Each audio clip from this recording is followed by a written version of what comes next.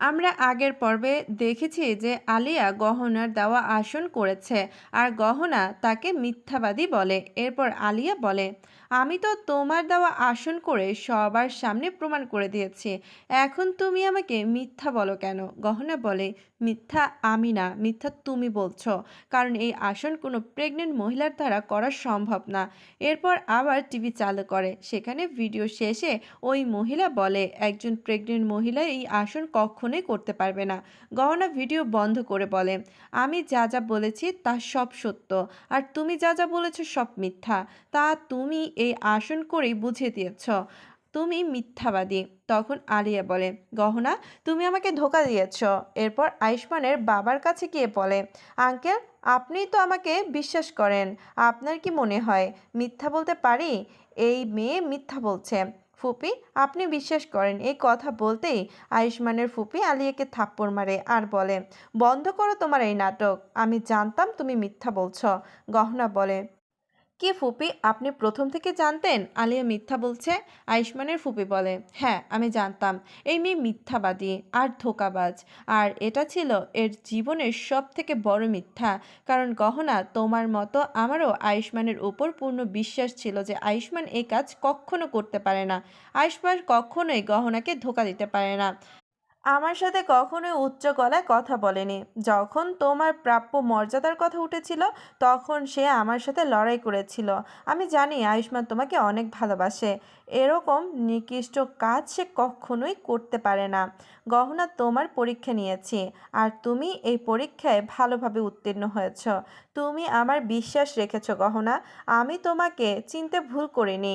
আমি অনেক খুশি হয়েছি যে আমার পুরনো গহনাকে ফিরে পেয়েছি। এরপর আলিয়া আর কাকির দিকে তাকিয়ে বলেন, এই যে চোরের দল, বেরিয়ে যাও এই বাড়ি থেকে। এই কথা শুনে আয়ুষ্মানের চাচি বলে, আমাকে মাফ করে দাও দিদি, আমি জেনে বুঝে কিচ্ছু করিনি, এই আলিয়া আমাকে ফাঁসি দিয়েছে।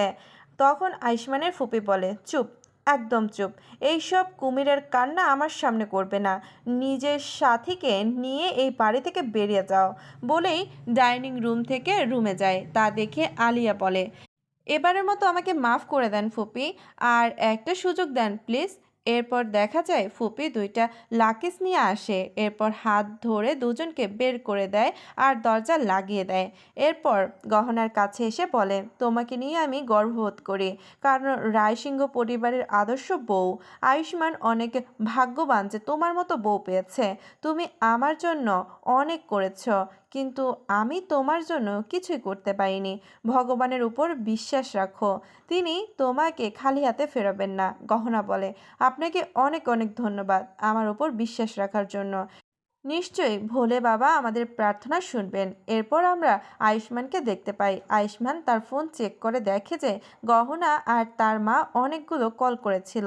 এদিকে গহনা পণ্ডিতজিকে কল করে বলে, আপনি সকল উপায় লিখে রেখে দেন, আমি পরে আপনাকে ফোন দিব। কল কাটার পর বলে, মা হওয়ার জন্য যা যা করতে হয় আমি সব করব। যত ব্রত আছে, পুজো আছে, সব করব। যতই ডাক্তার বলুক যে আমি কখনো মা হতে পারবো না, আমার ভগবানের উপর বিশ্বাস আছে, তিনি আমাকে নিরাশ করবেন না। এরপর আমরা দেখতে পাই একটা মেয়েকে কিছু লোক তাড়া করছে। ওই মেয়ে আয়ুষ্মানের গাড়ির সামনে এসে পড়ে। আবার গহনা এবার তার ভোলে বাবার সামনে গিয়ে হাত জোর করে বলে, হে ভোলানাথ, আপনি আমার সকল বিপদে আমার পাশে ছিলেন, আমাকে সাহায্য করেছেন, তাই আমার পূর্ণ বিশ্বাস আছে যে আপনি এবারও আমাকে নিরাশ করবেন না। আমি মা হতে চাই, আমার মনের ইচ্ছা পূরণ করুন।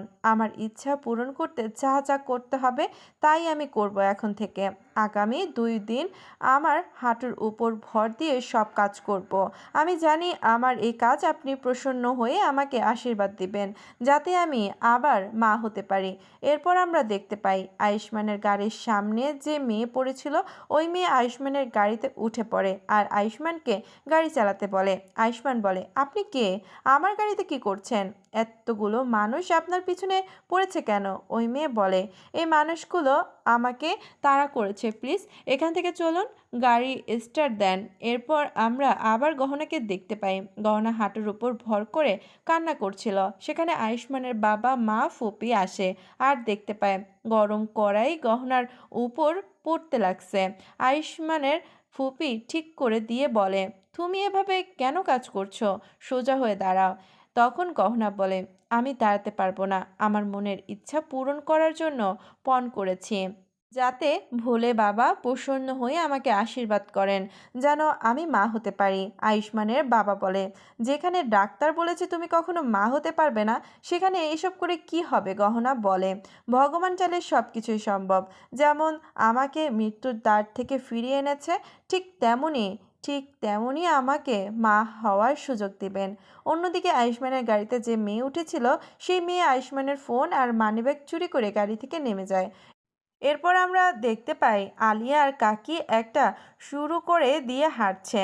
বাজে গন্ধের কারণে আলিয়া তার নাকে রুমাল চেপে ধরে আছে, আর কাকিকে বলছে, এখানে কেন নিয়ে এসেছো? একটা ভালো হোটেলে গেলেই তো হতো। উত্তরে কাকি বলে, ভালো হোটেল থাকতে গেলে টাকা লাগবে, আমাদের কাছে কি টাকা আছে? তখন আলিয়া বলে, আপনি আগে কেন বলেননি যে প্রেগনেন্ট মহিলারা ওই আসন করতে পারে না? তাহলে তো এত ঝামেলা হতো না।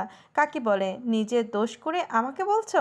আমি অনেকবার ইশারা করে বোঝাতে চেয়েছিলাম, কিন্তু তুমি তো গহনাকে হারানোর জন্য ব্যস্ত হয়ে পড়েছিলে। তখন আলিয়া বলে, একে তো অচেনা শহর, এখন ঝামেলা করে লাভ নেই, থাকার জন্য ঘর খুঁজতে হবে। তারপর আমরা দেখতে পাই আয়ুষ্মানের মানিব্যাগ আর ফোন চুরি করা মেয়েটাকে। ওই মেয়ে আলিয়ার কাকি সামনে এসে বলে, আপনারা কি থাকার জন্য ঘর খুঁজছেন?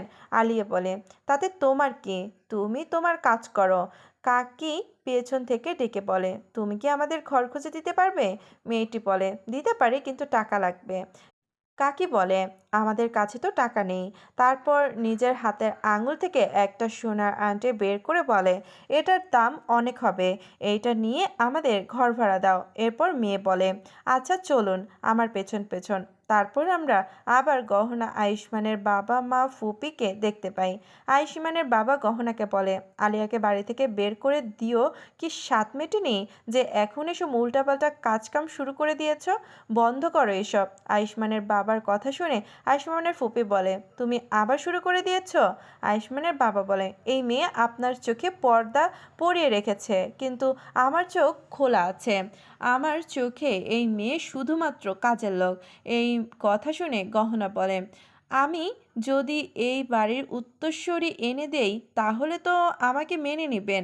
আমি এই পণ এই জন্যই করেছি যাতে আমার মনের ইচ্ছা পূরণ হয়, আর আপনি আমাকে এই বাড়ির বউ হিসেবে মেনে নেন।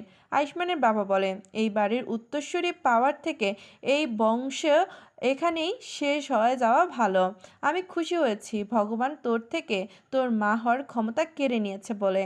আর যদি সে বাচ্চা হতো, তাহলে আমি কখনোই তাকে মেনে নিতাম না। আয়ুষ্মানের ফুপি আয়ুষ্মানের বাবাকে থামিয়ে দিয়ে বলে, কি বলছো এসব? গহনাকে তুমি অশিক্ষিত বলো? তুমি পড়াশোনা করে কি এমন করেছ? মনের মধ্যে তোমার এত ঘৃণা? এরকম চলতে থাকলে পরিবারের সকল সদস্য তোমার থেকে দূরে সরে যাবে। এখনো সময় আছে, ভালো হয়ে যাও, না হলে পরে পস্তাবে। আয়ুষ্মানের বাবা আয়ুষ্মানের ফুপিকে বলে, আমি পস্তাবো না, পস্তাবে তুমি, কারণ তুমি তোমার ভাইয়ের পক্ষ না হয়ে মেয়ের পক্ষ নিলে। আয়ুষ্মানের বাবার এমন কথা শুনে আয়ুষ্মানের ফুপি বলে, তুমি যাও এখান থেকে। তারপর আয়ুষ্মানের বাবা সেখান থেকে চলে যায়, আর আয়ুষ্মানের ফুপি গহনাকে সান্ত্বনা দিয়ে বলে, একদিন রাঘবও তোমাকে মেনে নিবে, দেখো, মন খারাপ করো না। আয়ুষ্মানের মা বলে, তুমি এত কঠিন পণ কেন নিয়েছ? গহনা বলে, আমি ভোলে বাবাকে দেখাতে চাই আমি আমার সন্তান লাভের জন্য যে কোনো কাজই করতে পারি। আমি জানি ভোলে বাবা আমাকে খালি হাতে ফেরাবেন না। বন্ধুরা, আজকে এই পর্যন্তই, দেখা হবে পরবর্তী পর্বে।